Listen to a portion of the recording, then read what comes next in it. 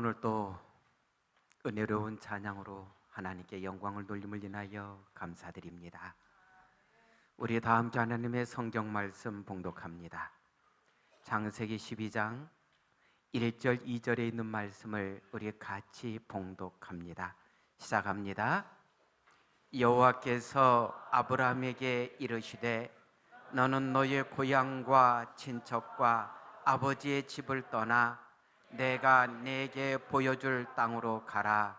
내가 너로 큰 민족을 이루고 내게 복을 주어 내 이름을 창대하게 하리니 너는 복이 될지라. 아멘.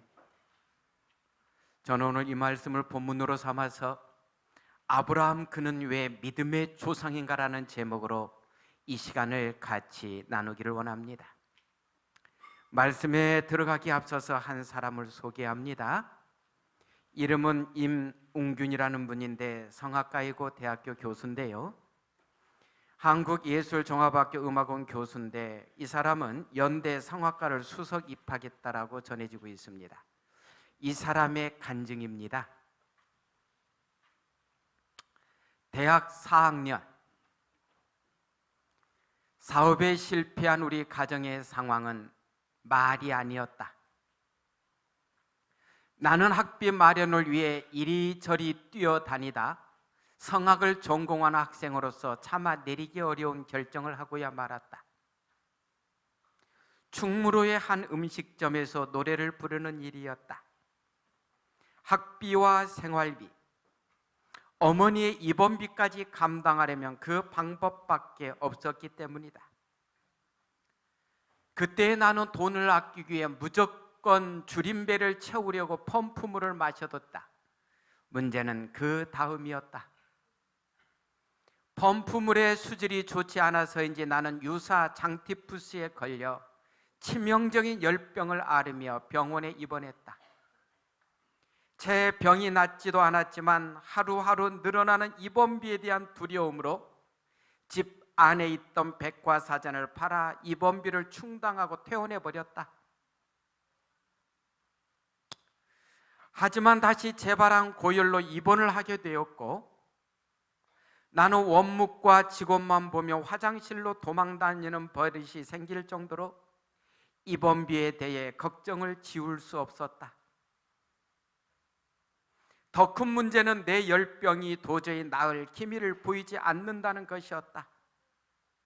하루하루 39도가 넘는 고통스러운 열기를 느끼며 마음으로 불어나는 입원비 걱정에 시달리던 청년 시절의 나였다.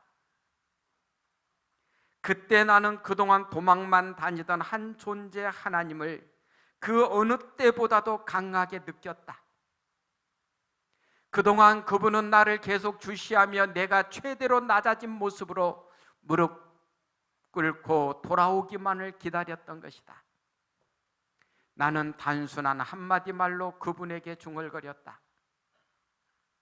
하나님, 한 번만 살려주세요. 제가 주님에게로 돌아가겠습니다. 다음 날 놀라운 기적이 내 몸에 일어났다. 나의 체온은 정확히 36.5도로 돌아왔다. 나의 기도를 들으신 하나님의 분명한 응답이었다. 그 존재는 이후 8만 원으로 한 달을 살았던 궁핍한 이태리 유학 시절에도 함께 했었고 만족하지 않았던 내 성악 발성에 벨칸토 창법이라는 선물을 주셨던 분도 바로 그 하나님이었다. 인생은 하나님 안에 있을 때 가장 행복합니다. 하나님 안에 있을 때 모든 문제의 해결책이 그곳에서 발견됩니다. 하나님을 하나님으로 알고 믿는 사람은 행복자입니다. 그러니 오늘 이곳에 앉아있는 우리 모두는 다 하나님의 은혜 속의 행복자입니다.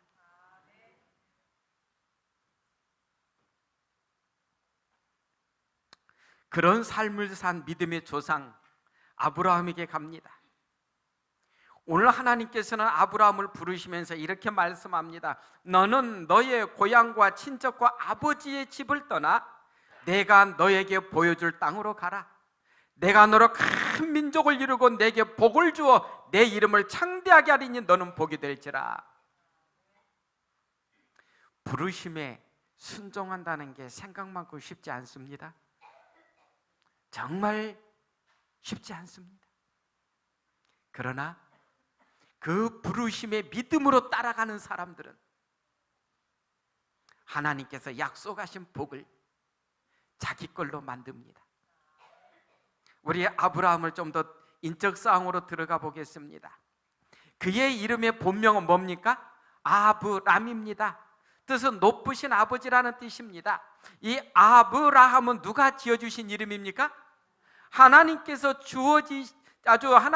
지어주신 이름입니다. 그 뜻은 뭐예요? 열국의 아버지가 되라. 그의 고향은 갈대아 우르입니다. 86세에 그가 이스마엘을 낳고요, 100세에 이삭을 낳습니다. 사라가 죽은 후 후처 구두라를 통하여 6명의 자녀를 또 두는데, 우리는 6명의 자녀 이름은 잘 몰라도 앞에 둘 이름은 잘 압니다. 그리고 그는 175세를 향유하고 죽습니다. 이 아브라함 당시의 시대적 배경을 보면 이렇습니다. 이때가 기원전 2160년부터 1991년경에 아브라함이 살았다라고 우리는 여기고 있습니다. 당시 아브라함의 고향에는 우르 왕조가 번영함으로 말미암아 우상 숭배가 성행했습니다. 그러니까 아브라함이 살던 그 우르는 어때요? 갈대아 우르는 우상 숭배가 굉장히 깊었다는 것입니다. 이 아브라함이 부름을 입었을 때에는 노아 홍수 후 약 500년이 경과한 후의 상태입니다. 그러니까 노아 홍수로 인류가 다 멸망당하고 노아와 그의 가족만이 살아서 다시 뭐예요? 민족들을 이루어가고, 이때는 아브라함이 부르심을 입을 때는 노아 홍수 약 500년이 경과했을 때 아브라함이 갈대아 우르에서 부름을 받습니다. 갈대아 우르에 관한 고고학적 발견을 보면 이렇습니다. 현재 갈대아 우르는 이라크 남부 나이시리아 지방에 있습니다. 바로 믿음의 조상 아브라함이 살던 곳인데요, 1900년대 초 창세기의 땅 갈대아 우르에 대한 고고학 발굴이 시작됩니다. 발굴을 통해 약 4000년 전 전설의 땅이 실제 역사 현장으로 드러납니다. 발굴을 주도했던 윤리경은 다음과 같이 말합니다. 아브라함 시대의 우르에 살았던 사람들은 우아하고 호화스런 번영된 도시 생활을 누렸다. 우르에 한 잘 사는 사람은 방이 몇 개요? 14개가 되는 방이 갖춰진 커다란 2층 집에서 살았다. 고고학적으로 보니까 우르가 그렇게 발달했어요. 또 고고학은 우리에게 말하기를 갈대아 우르에는 당시에 수세식 화장실이 있었다라고 우리에게 가르쳐주고 있습니다. 그러니 아브라함이 살던 그 우르라는 곳은 어때요? 굉장히 그 당시에 부유했던 지방이었다는 것입니다. 그곳에서 아브라함이 뭐를 받습니까? 부르심을 받습니다. 오늘 우리가 본문에 본 창세기 12장 1절로 2절에는 하나님께서 아브라함에게 그 약속해 주시는 말씀이 있는데, 그러나 이 창세기 12장 1절 2절에 있는 말씀은, 이 말씀은 아브라함이 하란에 있을 때 주신 말씀입니다. 자, 갈대아 우르는 아브라함의 고향이었습니다. 거기서 그는 하나님의 명을 받고 가나안으로 가는 도중에 하란으로 이동하고, 하란에서 아버지가 죽고 그 다음 하나님의 또 명령을 따라서 가나안으로 가지요. 그래서 하나님께서는 창세기 15장에서 이렇게 우리에게 기록을 주고 계십니다. 아브라함이 여호와를 믿으니 여호와께서 이를 그의 의로 여기시고 또 그에게 이르시되 나는 이 땅을 내게 주어 업을 삼게 하려고 너를 어디에서 부르셨어요? 갈대아 우르에서 이끌어낸 여호와로다. 그러니까 아브라함은 원래 갈대아 우르에 살았어요. 그래서 그는 가나안으로 가라는 하나님의 명령을 따라서 이제 그는 움직이기 시작하는 거지요. 그러면서 이제 아브라함에 대해서 또 성경은 이렇게 기록합니다. 히브리서 11장 8절에 보면 믿음으로 아브라함은 부르심을 받았을 때에 순종하여 장래 기업으로 받을 땅에 나갈새 갈 바를 알지 못하고 나갔으며, 당시 아브라함은 가나안이라는 땅이 어떤 땅인지도 모릅니다. 그저 하나님께서 뭐 하시니까요? 나와라, 가나안으로 가거라. 그러니까 무조건 어때요? 하나님께서 가라고 하시니까 네 가겠습니다 하고 따라 나옵니다. 이게 대단한 믿음입니다. 그렇지요? 그래서 아브라함의 삶은 그 부유한 곳에서 가나안으로 가서 천막 생활의 삶으로 바뀌어집니다. 그 부유했던 자가 결과적으로는 자기의 삶을 볼 때는 어때요? 더 어려운 환경에서 살아갈 수밖에 없는 그런 위치가 되었다는 것입니다. 그럴지라도 하나님께서는 갈대아 우르에는 뭐예요? 우상 숭배가 만연했던 곳이니까 그를 부르셔서 새로운 민족, 새로운 나라를 세우시길 원하셨고, 하나님께서는 그 역사를 이루어 가시는 거지요. 자, 하나님께서 왜 아브라함을 부르셨는가? 우리가 말씀에 들어가 보면 몇 가지 답을 줍니다. 첫째는 뭘로 삼으시고자요? 사자로 삼으시고자. 우리가 증언 4권 523쪽에 보면 하나님께서 아브라함을 그분의 사자로 택하사 세상에 당신의 빛을 전하게 하셨다. 다른 말로 표현하면 하나님의 대사로 부르셨다는 것입니다. 대사는 그 나라를 대표하는 사람입니다. 아브라함을 하나님의 나라를 대표하는 사자로 부르셔서 어떻게 해요? 그의 가족에게, 또한 이웃에게, 더 나아가 세상에 하나님의 사랑과 하나님의 뜻을 전하는 하나님의 사자가 되도록 하시고자 아브라함을 부르셨다라고 말씀합니다. 두 번째는 축복의 통로로 삼고자 부르셨다고 합니다. 아까 우리가 창세기 12장 1절 2절에서도 아브라함 보고 너는 뭐가 되라 하셨어요? 복이 되라 하셨잖아요. 복이 되라고요. 오늘 이 말씀에도 보면 하나님께서는 유대 백성을 통하여 만 백성에게 풍성한 축복을 나누어 주시는 것이 당신의 목적이다. 이스라엘 백성을 통하여 당신의 빛을 온 세상에 퍼지게 하는 길을 예비하도록 하였다. 하나님께서 아브라함을 우상 숭배하는 친족들에게서 불러내어 그를 가나안 땅에 거하라고 명하신 것도 이 목적을 성취하시려 하심이었다. 하나님께서는 유대 백성을 통하여 만 백성에게 풍성한 축복을 뭐 하셔요? 나누어 주는 것이 하나님의 뜻이었는데 구약 시대의 이스라엘 백성들은 그것을 이루지 못했습니다.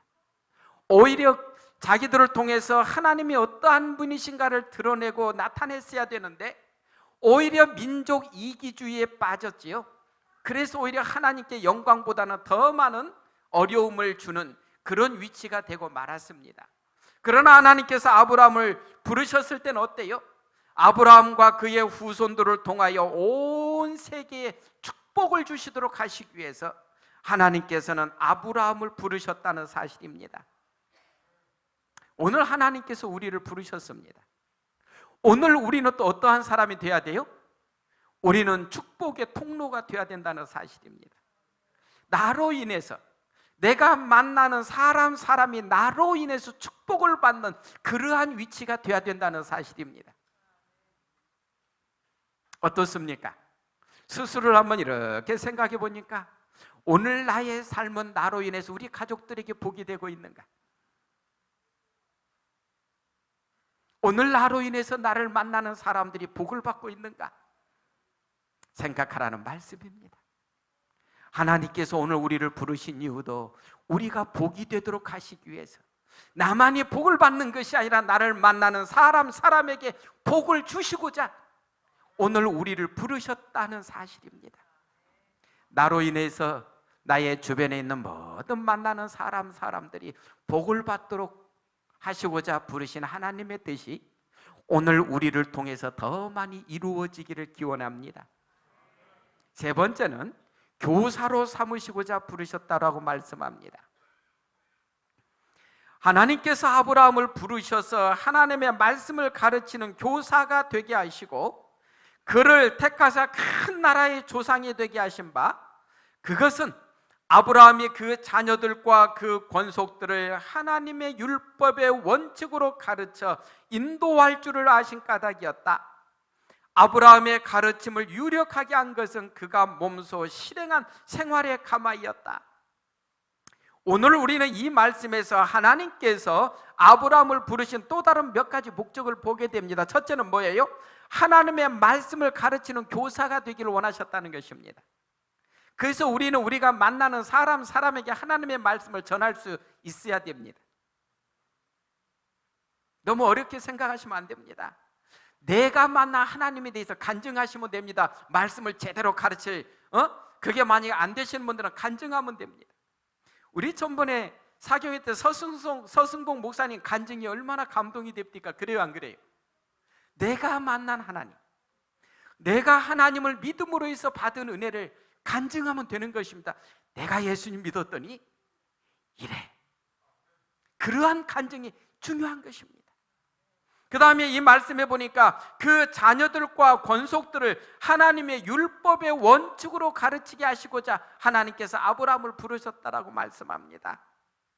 오늘 우리는 하나님의 그 부르심을 입은 사람으로서 하나님의 율법의 원칙으로 우리 자녀들을 잘 가르치고 있는가? 우리는 율법하면 부담을 느끼는 그런 시간들이 있는데요, 율법은 부담스럽게 주어진 게 아니고 우리가 어떻게 하면 진정으로 행복한 삶을 살 수 있겠는지를 보여주시기 위해서 구체적으로 나눈 게 율법이잖아요. 그러지요? 오늘 우리가 가장 좋아하는 단어가 무슨 단어입니까? 사랑이라는 단어 아닙니까? 그러지요? 사랑이라는 그 단어를 갖다가 사랑이 뭔지를 구체적으로 나누어 놓은 것이 십계명 아닙니까? 그렇지요? 하나님을 사랑하는 것은 이거야. 우리 사람들을 사랑하는 것은 이거야. 십계명은 사랑이라는 단어를 좀 구체적으로 나누어 놓은 것입니다. 그래서 하나님의 그 계명은, 하나님의 율법은 우리를 더 많이 행복하게 살도록 하시고자 하나님께서 주신 말씀이라는 사실입니다. 세 번째는 아브라함의 가르침을 유력하게 한 것은 그가 몸소 실행한 생활의 가마이었다라고 말씀합니다. 생활 속에서 보여주는 가마만큼 강력한 기별은 없는 것 같아요. 그 깡패였던 사람이 예수님 믿고 완전히 새 사람으로 변할 때 주변 사람들이 놀랍니다. 어떻게 이렇게 변했어? 내 마음에 예수님이 계셔. 오늘 우리에게 그런 삶이 필요합니다. 이제 아브라함의 품성에 대해서 잠깐 살핍니다. 아브라함은 어떤 품성의 소유자였는가? 그는 이웃 사람들의 뭘 받았어요? 야, 이게 참 중요한 내용입니다. 우리 같이 한번 읽어요. 영적 선물 3099쪽입니다. 시작합니다. 그의 품성적 특질은 성실, 관대, 친절이었고 사람들 가운데서 강력한 추장으로서 추앙을 받았다. 성실하고 관대하고 친절하는데 싫어하는 사람이 있습니까? 안 그렇습니까? 우리는 성실하고 아주 마음이 관대하고 또 그 다음 또 뭐예요? 친절한 사람 다 좋아합니다. 맞지요? 교회에 처음 발걸음 내디신 분들이 정말로 이 사람이 아주 친절하게 대하고 관대하게 대하고 또 이렇게 삶을 받더니 성실할 때 그 사람에 대한 호감이 얼마나 깊어지겠습니까? 야, 이 사람하고 같이 있으면 정말 좋겠다. 나도 이 사람을 보고 닮아가야 되겠구나. 아브라함은 주변 사람들에게 그러한 인물이었다는 것입니다. 성실했고 관대했고 친절했다는 것입니다. 또 이렇게 설명합니다. 하나님을 사랑하고 경외하는 마음과 그의 뜻을 행하여 온전히 순종하는 태도로 그의 종들과 모든 권속들을 신실히 가르침과 동시에 그가 보인 의로운 행동과 경건한 모범은 그들로 하여금 아브라함이 하나님을 두려워하고 사랑하며 경외하도록 이끌었다. 굉장히 중요한 내용을 우리에게 지금 보여주고 있습니다. 아브라함이 보인 의로운 행동과 경건한 모범을 통하여서 사람들이 누구를 두려워하게 만들어요? 아브라함이 하나님을 두려워하고 또예요? 사랑하고 경외하도록 이끌었다는 것입니다.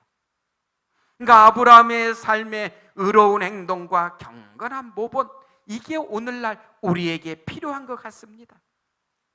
오늘날 우리나라에서 기독교가 자주 욕을 먹습니다. 그래요, 안 그래요?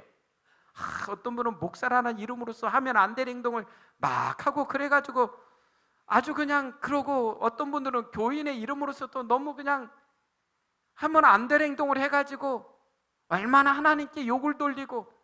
여러분, 십계명에서 하나님의 이름을 망령되 일컫지 말라가 우리가 직접 하나님을 욕해서가 그것만이 아니잖아요. 우리의 삶이 잘못되어서 하나님께 욕을 돌리고 하나님을 믿는 사람들에게 욕을 돌리는 것이 하나님의 이름을 망령되이 일컫는 행동 아닙니까? 그러지요. 그러나 아브라함의 삶은 어때요? 그의 의로운 행동과 경건한 모범은 사람들로 하여금 아브라함의 하나님을 두려워하고 사랑하고 경외하도록 이끌었다는 사실입니다. 얼마나 멋있습니까? 아브라함이 그랬습니다. 또 그러면서 아브라함의 품성 두 번째는 관대하고 아량이 넓었다. 창세기 13장에 보면 아브라함이 롯에게 이르되 우리는 한 골육이라, 나나 너나 내 목자나 네 목자나 서로 다투게 하지 말자.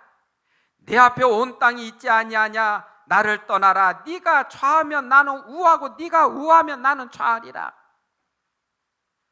아브라함과 롯은 어떤 관계였습니까? 삼촌이고 조카였습니다. 그러지요? 아브라함과 롯은 삼촌이고 조카였습니다. 그런데 둘이 가나안에 이제 다 같이 갔는데 아주 하나님께서 복을 너무 많이 주시다 보니까 두 집이 그냥 양이고 가축이 너무 넘쳐나니까 어때요? 비좁아요. 그러다 보니까 서로 다툼이 일어나요. 그래서 아브라함의 조카 롯을 부른 다음에 뭐라고 합니까? 롯아, 우리가 가지고 있는 것들이 너무 많아서 이제 서로 힘들구나. 우리가 이제 서로 떨어져 살 때가 됐구나. 네가 먼저 골라라. 네가 우하면 내가 좌하고 네가 좌하면 내가 우할게. 야, 주로 삼촌이 먼저 골라야 돼요? 조카가 먼저 골라야 돼? 에? 우리가 다 알잖아요. 그런데 아브라함은 어때요? 조카, 네가 먼저 해. 그만큼 아브라함은 관대하고 아량 있는 사람이었습니다. 그 다음에 세 번째는 그는 재물에 대해서 청빈했다라고 성경은 기록합니다. 창세기 14장 21절로 23절에 보면 소돔 왕이 아브라함에게 이르되 사람은 내게 보내고 물품은 네가 취하라. 아브라함이 소돔 왕에게 이르되 천지의 주제시오 지극히 높으신 하나님 여호와께 내가 손을 들어 맹세하노니 네 말이 내가 아브라함으로 치북케 하였다 할까 하여 너에게 속한 것은 무릇 한 실이나 신들매라도 내가 취하지 않겠다. 이게 무슨 내용이에요? 그돌라오멜의 동맹군이 소돔과 고모라를 갖다 침략해가지고 그들을 무찌르고 어떻게 해요? 모든 재물들을 약탈해 갑니다. 그러면서 사람들도 포로로 잡혀가는데 거기는 누구도 같이 있었어요? 롯과 그 가족들도 같이 잡혀갑니다. 이 사실을 나중에 아브라함이 알지요. 그래서 아브라함이 자기 집에서 일하는 하인 318명을 거느리고 가서 그돌라오멜과 그 동맹군을 쳐부수고 그 소돔과 고모라에서 그들이 탈취한 모든 것을 찾고 아마 더 가져왔겠지요. 그리고 사람들도 다 데리고 왔더니 소돔 왕이 나와서 뭐라 그래요? 우리는 어차피 다 뺏기고 사람까지도 다 포로로 잡혀갔는데 당신이 다 이렇게 구해줬으니 다 당신 가지시오. 이렇게 말하고 있습니다. 그랬더니 아브라함이 뭐라 그래요? 아니요, 나 하나도 안 가질게. 여기 보니까 뭐도 하나도 안 가져요? 한 실이나 또 신들매라도 내가 취하지 않겠다. 네가 나 부자시켰다는 말 나 듣고 싶지 않다 이거예요. 다 줘버립니다. 오늘날 이 사회가 왜 이렇게 문제가 많이 발생합니까? 왜 그렇게 많이 각박합니까?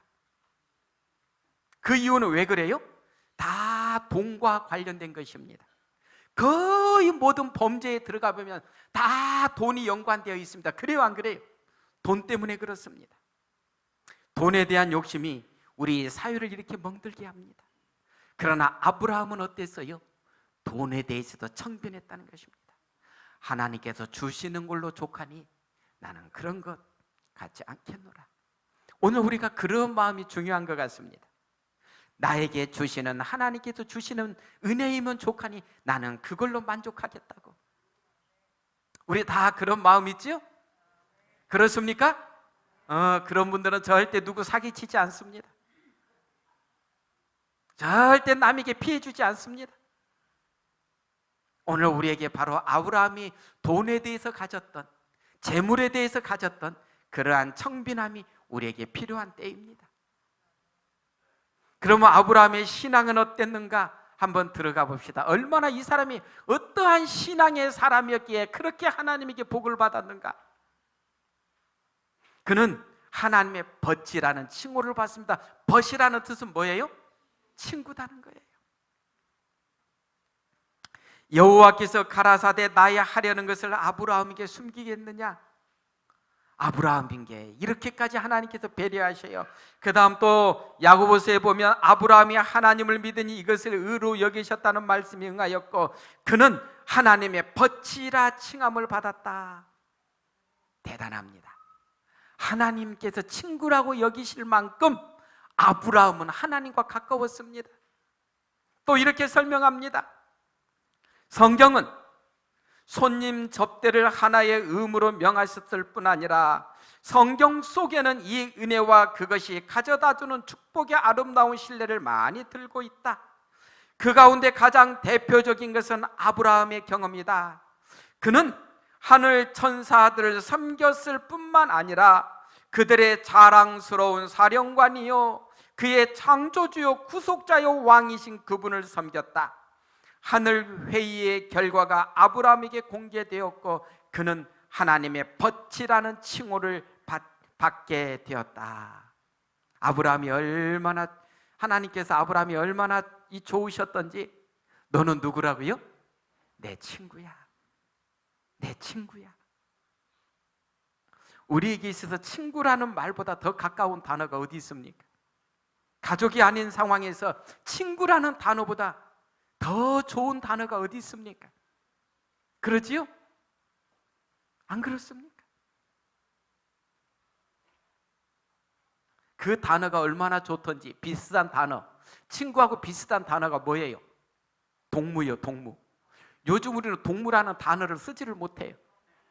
왜 그래요? 저 윗동네에서 무조건 동무 하니까 우리는 그 좋은 단어도 우리는 이제 놓쳤어요. 안 그렇습니까? 동무라는 단어는 정말로 어렸을 때 그 같이 그냥 너는 내 동무야, 내 친구야, 이게 얼마나 좋은 단어인데 그걸 갖다가 잘못 오용하고 있어갖고 지금 우리가 그 단어는 쓰지 못합니다만은, 잘 못 씁니다만, 하나님께서는 아브라함을 너는 내 친구야, 얼마나 감사한 내용인지 모릅니다. 그리고 성경은 아브라함은 천사와 더불어 이야기했다라고 기록합니다. 하나님께서 아브라함에게 큰 명예를 주셨다. 하늘의 천사들은 친구가 친구에게 하듯이 그와 동행하며 담화하였다. 소돔의 심판이 내리려고 할 때 그 사실은 그에게 숨겨지지 않았고 그는 죄인들을 위하여 하나님께 중재하는 자가 되었다. 그와 천사들과의 회개는 또한 환대에 대한 아름다운 모본을 제시한다. 하나님의 천사들도 하나님께서 좋아하시니 천사들이 왜 안 좋아하겠습니까? 그래요, 안 그래요? 우리 가정사도 보세요. 내 엄마 아빠하고 친한 사람은 나도 어때요? 얼마나 좋은지 몰라. 그러지요? 엄마 아빠하고 그분이 굉장히 친하면 그 집에 뭐 갖다 주라 그래도 얼마나 행복하게 가는지 몰라요. 야, 그 집 좀 갔다 오라 그러면 어때요? 내가 갈게요. 그거 부담이 하나도 안 돼요. 아브라함이 하나님과 그렇게 친하니 천사들이 아브라함과 어떻게 그냥 지낼 수 있겠습니까? 또 아들 하나님과 이야기했다라고 기록합니다. 하늘의 두 기별자들은 이제 아브라함이 하나님의 아들임을 알게 된 그분을 그에게 홀로 남겨두고 떠났다. 그리고 그 믿음의 사람은 소돔 거민을 위하여 탄원하였다. 이제 아들 하나님이신 예수님께서 아브라함에게 혼자 남아서 소돔에 대한 대화를 합니다. 아브라함은 하나님, 아들 하나님과 거래를 하지요. 마지막에 한 10명만 남아도 하나님 소돔성 멸하시겠습니까? 아니. 네 번째로 아브라함은 기도의 사람이었습니다. 창세기 12장 7절 8절입니다. 여호와께서 아브라함에게 나타나 가라사대 내가 이 땅을 네 자손에게 주리라 하신지라.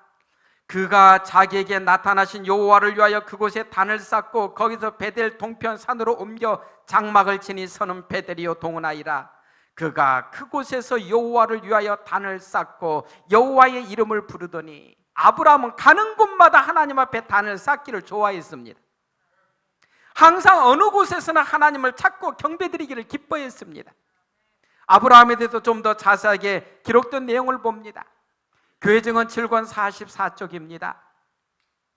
하나님의 벗 아브라함의 생활은 기도의 생활이었다. 그가 장막을 치는 곳이면 어느 곳이나 그 장막 곁에 제단을 쌓고 거기서 아침 저녁으로 희생을 드렸다. 가나안 유랑민이 그 제단에 이르면 누가 거기에 머물다 갔는지를 알 수가 있었다. 이와 같이 그리스도인 가정은 세상의 빛이 되어야 한다. 그들에게서 아침 저녁으로 기도가 마치 향연처럼 하나님께로 올려져야 한다. 그렇게 하면 아침 이슬같이 그분의 자비와 축복이 기도하는 사람들 위에 내려질 것이다. 오늘 아침에도 기도하셨지요? 어젯밤에 제가 설교할 때 예수님은 항상 어떠셨다고요? 아침을 깨우시고 그날의 성령 충만하심을 위해서 기도드렸다고요. 오늘 우리도 하루의 일과를 시작하기에 앞서서 하나님 앞에 기도드리는 사람이 되어야 된다고요. 아브라함은 그랬다는 것입니다. 그리고 아브라함이 지나가고 나면 그 흔적이 다 뭘로 남아있어요? 제단으로 남아있고, 다른 사람들이 딱 그곳에 왔을 때는 아하, 아브라함이 지나갔네, 그렇게 알 만큼 아브라함의 삶은 기도의 삶이었다는 것입니다. 그 다음 또 하나 보니까 아브라함은 또 11조에도 충실했다라고 말합니다. 아브라함이 그돌라오멜과 그와 함께하는 왕들을 파하고 돌아올 때에 살렘 왕 멜기세덱이 떡과 포도주를 가지고 나왔으니 그는 지극히 높으신 하나님의 제사장이었더라. 그가 아브라함에게 축복하여 가로되, 천지의 주제시요 지극히 높으신 하나님이여, 아브라함에게 복을 주옵소서. 너희 대적을 내 손에 붙이신 지극히 높으신 하나님을 찬송할지로다 하며 아브라함이 그 얻은 것에서 10분 1을 멜기세덱에게 주었더라. 멜기세덱의 직업이 뭐예요? 보니까요, 살렘 왕 멜기세덱. 그는 또한 지극히 높으신 하나님의 제사장이었다. 하나님께서는 곳곳에 필요한 당신의 사람들을 만들어 놓으시더라고요. 한 가지 질문이요. 11조 제도는 언제부터 있었습니까? 한번 생각해 보셨습니까? 11조 제도는 언제부터 있었어요? 자, 봅시다. 정직이에게 보내는 것만 70쪽에 보면 11조 제도는 모세 시대 이전에 있었다. 멀리 아담 때부터 시작된 것이다. 저들은 하나님의 요구를 따름에 있어서 예물을 가지고 그들에게 베푸신 하나님의 자비와 축복에 대한 감사를 나타냈다. 이것이 그대로 계승되어 내려와서 아브라함도 지극히 높으신 하나님의 제사장인 멜기세덱에게 11조를 드린 것이다. 11조는 누구부터 시작했어요? 최초의 인류의 조상 때부터 그 제도는 주어졌다는 것입니다. 이 제도는 하나의 축복의 통로로서 하나님께서 우리에게 주셨지요. 여섯 번째로, 아브라함은 가족을 신앙으로 잘 지도했다라고 말씀합니다. 우리 같이 한번 읽을까요? 시작합니다. 하나님이 그에게 지시하신 곳에 이른지라, 이에 아브라함이 그곳에 단을 쌓고 나무를 버려놓고 그 아들 이삭을 결박하여 단 나무 위에 놓고 손을 내밀어 칼을 잡고 그 아들을 잡으려 하더니, 이 당시에 아들 이삭이 힘이 셌습니까? 아브라함이 힘이 셌습니까? 이삭이 훨씬 힘이 셌습니다. 한창 힘이 뻗어나가는 그때라 아버지가 감당을 못합니다. 그러지 않습니까? 그러나 말씀은 이삭이 아브라함의 손을 뿌리치지 않았습니다. 그래서 아브라함이 이삭을 묶어서 제단 위에 올릴 수가 있었다는 것입니다. 대단하지 않습니까? 물론 오늘 우리는 우리 아들, 딸 보고 하나님께서 너를 제물로 지금 바치랜다. 그럼 우리 아들, 딸이 믿을 것 같아요? 안 믿을 것 같아요?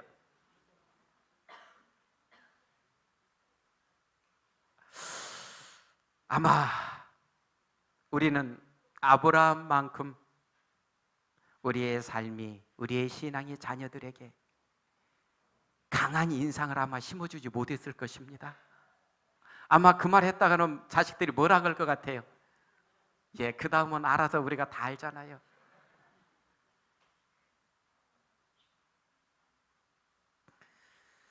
또 이렇게 말씀합니다. 이삭은 왜 순종했는가? 아브라함이 하나님께로부터 높임을 받았으니 이는 그가 가족 신앙을 잘 가꾸었고, 아브라함이 그렇게 된 데에는 가족들의 신앙을 잘 가꾸었고 하나님을 경유하는 마음을 온 권속들에게 미치게 하였기 때문이었다.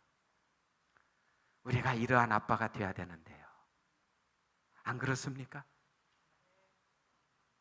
우리가 이런 엄마가 돼야 되는데요,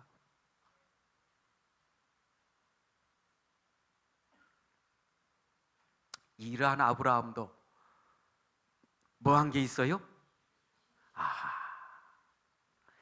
어떻게 보면 이 모습 속에서 우리가 조금 그래도 위안은 받을 수 있을지 모르겠습니다. 이러한 사람에게도 실수가 있구나. 어떤 실수가 있습니까? 첫째, 사라가 누구예요? 부인을 갖다 누구라고 했어요? 누이 동생이라고. 물론 사촌 누이는 맞아요. 사촌 누이 동생은 맞아요. 자, 여기 봅시다. 그가 애굽에 가까이 이를 때 그 아내 사레들어 말하되 나 알기에 그대는 아리따운 여인이라. 애굽 사람이 그대를 볼 때에 이르기를 이는 그의 아내라 하고 나는 죽이고 그대는 살리리니 원컨대 그대는 나의 누이라 하라. 그리하면 내가 그대로 인하여 안전하고 내 목숨이 그대로 인하여 보존하겠노라.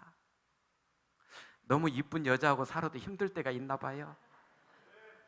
축복은 축복인데 너무 예쁜 여자하고 살아도 이럴 때가 아마 있을 수 있는 모양이에요.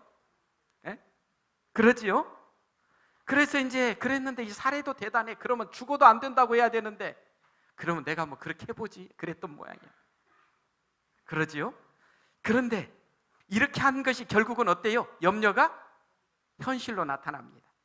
말씀에 보면 아브라함이 예굽에 이르렀을 때에 예굽 사람들이 그 여인의 심히 아름다움을 보았고 바로의 대신들도 그를 보고 바로 앞에 칭찬함으로 그 여인을 바로의 궁으로 취하여 드린지라. 아마 아브라함도 쉽게 보내고 그냥 사라도 그냥 따라갔어요. 여호와께서 아브라함의 아내 사레의 연고로 바로와 그 집에 큰 재앙을 내리신지라. 우리가 잘못된 신앙을 하면 우리로 인해서 다른 사람이 복을 받는 게 아니라 뭘 받아요? 재앙을 받아요. 이거 굉장히 심각한 내용입니다. 우리의 잘못된 신앙은 다른 사람들에게 복이 아니라 뭐가 될 수 있어요? 재앙이 될 수 있다는 겁니다. 그 다음 아브라함의 실수 두 번째는 약속을 기다리지 못한 것입니다. 아브라함의 아내 사레는 생산치 못하였고 그에게 한 여종이 있으니 애굽 사람이여 이름은 하갈이라. 사레가 아브라함이 이르되 여호와께서 나의 생산을 허락지 아니하셨으니 원컨대 나의 여종과 동침하라. 내가 그로 말미암아 자네를 얻을까 하노라 하며 아브라함이 사레의 말을 들으니라. 하갈이 아브라함의 아들을 낳으며 아브라함이 하갈에 낳은 그 아들을 이름하여 이스마엘이라 하였더라. 물론 사라의 마음도 이해는 합니다. 왜요? 이미 여자로서 경수가 끊어졌어요. 그래도 사라도 아마 그 생리가 끊어지기 전까지는 아마 기대하고 기다렸을지 몰라요. 그러나 이제 어때요? 다 없어졌어요. 이건 인간적으로 가능해요? 불가능해요? 이건 불가능합니다. 임신을 한다는 건 불가능합니다. 그러니까 어때요? 내 여종 있는데 당신이 데리고 자. 그러면 믿음의 사람 아브라함이라면 뭐라고 답변했어야 돼요? 아니야, 하나님께서 약속하셨으니까 나 더 기다릴래 이랬으면 부인한테 더 인정받고 더 신뢰받는 신랑이 됐을 텐데 이 젊은 여종을 보더니 어때요? 알았어 뭐 싫지만 당신이 하라니까 뭐 그러지 뭐. 말씀에서 하나님을 신뢰하면서 아브라함이 실수합니다. 그래서 하갈과 동침하고 거기서 아들을 낳지요. 그 이스마엘을 낳지요. 그러나 이거에 대해서 이렇게 또 기별은 전합니다. 만일 아브라함과 사라가 믿음을 가지고 약속이 성취되기를 기다렸다면 많은 불행을 피할 수 있었을 것이다. 그 이 일로 불행이 많이 닥쳐오지요.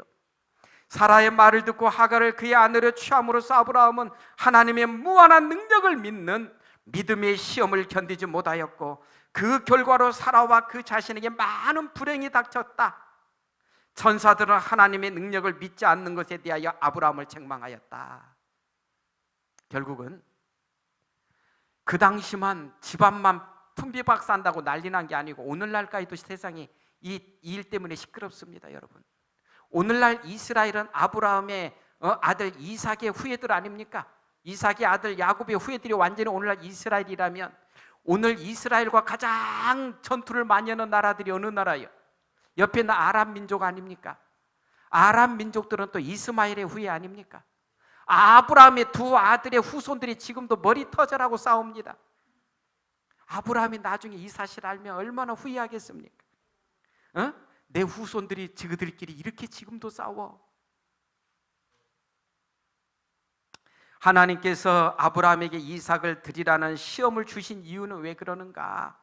창세기에 보면은 여호와께서 가라사대 네 아들 내 사랑하는 독자 이삭을 데리고 모리아 땅으로 가서 내가 너에게 지시한 산 거기서 번제를 드리라고 하셨는데 하나님께서 말도 안 되는 명령을 왜 내리셨습니까? 이유는 이거더라고요. 봅시다. 하나님께서 아브라함에게 그의 아들을 죽이라고 명령하신 것은 그의 믿음을 시험하는 동시에 복음의 실제를 그의 마음에 새겨주기 위함이었다. 아브라함이 하나님의 약속에 대한 믿음의 부족을 나타냈기 때문에 사단은 하나님과 천사들 앞에 그가 언약의 조건을 따르지 못하였다고 비난하고 그래서 하나님의 축복을 받을 자격이 없다고 그를 고소하였다. 이후에 사단이 하나님 앞에만 가면 뭐라 그래요? 하나님, 얘가 무슨 믿음의 조상이 되겠습니까? 하나님 약속도 기다리지 못한 이 사람이 무슨 믿음의 조상인가?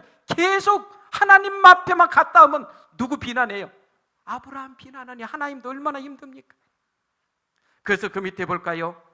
하나님께서는 온 하늘 앞에서 당신의 종의 충성심을 증명하여 완전한 순종만이 받으신 바 된다는 것을 나타내며 구속의 경륜을 그들 앞에 더욱 완전하게 밝히고자 하셨다. 그래서 아브라함에게 다시 한번 하나님께서 시험하는 그 역사를 하게 되셨고 아브라함은 그곳에서 승리하게 되지요. 아들을 바치는 것보다 더 큰 시험이 어디 있습니까? 그래서 사단이 그 후로부터 더 이상 하나님 앞에 가서 아브라함을 고소하지 못하지요. 자, 그러면 이제 말씀을 줄이면서 아브라함이 주는 교훈은 뭐예요? 하나님의 말씀에 순종하라는 것입니다. 믿음으로 아브라함은 부르심을 받았을 때 순종하여 장래의 기업으로 받을 땅에 나갈 때 갈 바를 알지 못하고 하나님 그곳에 가면 더 좋습니까? 묻지도 않고 가라 하니 가겠습니다. 이 점은 우리가 가장 본받아야 될 점이고요. 두 번째는 뭐예요? 여호와를 신뢰하라는 것입니다. 아브라함이 여호와를 믿으니 여호와께서 이를 그의 의로 여기시고 아브라함은 마지막 죽을 때까지 또 이제 어때요? 하나님을 신뢰하는 사람이 되고 그 일로 인해서 그는 믿음의 조상으로 우뚝 서게 됐다는 사실입니다. 이제 저는 말씀을 줄이면서 우리 사랑하는 믿음의 가족 여러분, 오늘 우리는 아브라함의 삶을 살펴보았습니다. 그는 믿음의 조상이지만 어떤 때는 우리와 같이 연약한 존재였습니다. 그러나 그는 누구보다도 하나님을 신뢰하기를 기뻐했고 하나님의 말씀에 순종하는 것을 좋아했습니다. 그래서 그는 믿음의 조상이 되었습니다. 오늘 우리 모두도 주님을 신뢰하되 끝까지 신뢰하여 주님 안에서 믿음의 장부와 여장부들이 되시기를 바랍니다. 주님은 오늘 또 우리를 사랑하십니다.